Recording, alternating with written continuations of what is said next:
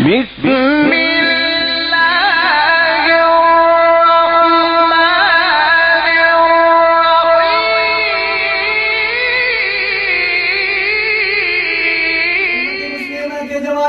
تمہاری دیر کہاں گئی؟ کہاں گئے آپ لوگ؟ کہاں تھے آپ؟ کہاں پہنچے؟ نحمده ونستعینه ونستغفره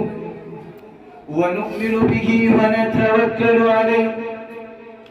ونعوذ باللہ من شرور انفسنا ومن سیئات اعمالنا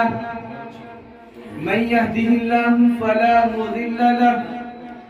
ومن يضلله فلا هادي له ونشهد أن لا إله إلا الله وحده لا شريك له وأشهد أن محمدا عبده ورسوله أما بعد فأعوذ بالله من الشيطان الرجيم بسم الله الرحمن الرحيم إنهم فتية آمنوا بربهم وزدناهم هدى صدق الله العظيم مجاہدوں کی حمیت کے پاسدار ہو تم، مجاہدوں کی حمیت کے پاسدار ہو تم، خدا کا شکر ہے ٹیپو کی یادگار ہو تم۔ چلو کہ گردش آلات رک نہ جائے کہیں، چلو کہ گردش آلات رک نہ جائے کہیں، قدم اٹھاؤ کہ تقدیر روزگار ہو تم۔ لگاؤ ضرب زمانے کی بے ثباتی پر،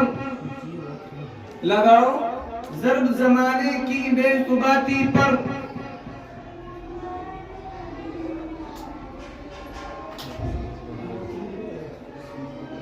میرے عزیز دوستو، آج میں آپ حضرات کے سامنے الحاد و بے دینی کے موضوع پر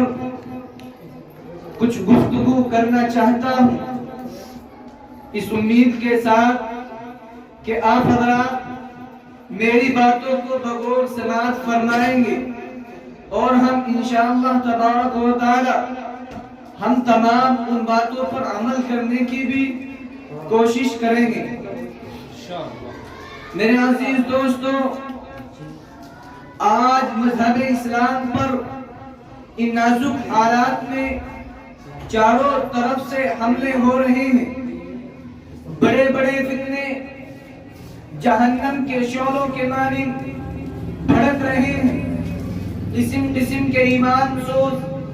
اسلام سوز، ایمان سوز، اخلاق سوز اور انسانیت سوز فتنے ابھر رہے ہیں۔ مادیت کی لہریں، الحاد و بے دینی کے طوفان اور قوم پرستی کی آندیاں نبوت محمدی سے آنکھیں ملانے کو تیار ہیں، اور بس یہ نہیں بلکہ مسیلمہ کذاب نئے روپ دھار کر نبوت محمدی کے چیلنج کر رہا ہے اور اسلامی قلعے کو مسمار کرنے کی اور ان میں شگاف اور دراڑ پیدا کرنے کی کوششیں کی جا رہی ہیں، اسلامی سرمایہ پر ڈاکہ زنی کرنے کی کوششیں کی جا رہی ہیں، اور بس یہ نہیں ہے بلکہ انٹرنیٹ کا سہارا لے کر عالمی سطح پر بے حیائی، بدکاری،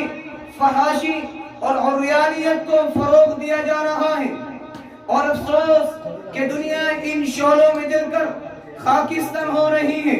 خاص طور سے امت مسلمہ کا وہ نوجوان جو پہلے فن سپہ گری اور تیغ زنی کا دل دادا تھا، آج وہ رقص و سرور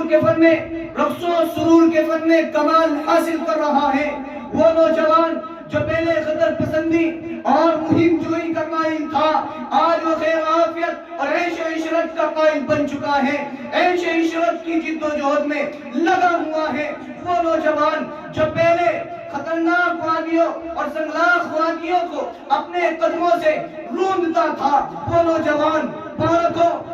گلی گاؤں کے چکر کاٹ رہا ہے، وہ نوجوان جو پہلے وحشتناک گھاٹیوں اور سوختہ چٹانوں میں سو جایا کرتا تھا، وہ نوجوان آج نرم گرم بسترے، گداز قالینیں اور مخملی لحافوں کا متلاشی ہے۔ یہی نہیں ہے بلکہ وہ نوجوان جو پہلے جن کے دلوں میں تلواروں کے نام سے مسرور ہو جایا کرتے تھے، ان کے دلوں میں خوشی ہو جایا کرتی تھی، ان کے دل خوشیوں سے اٹھ جایا کرتے تھے، بھر جایا کرتے تھے، آج ان کے دل نرم و نازک ہونٹوں کے تبسم سے ان کی جان میں جان آ جایا کرتی ہے۔ وہ نوجوان جو پہلے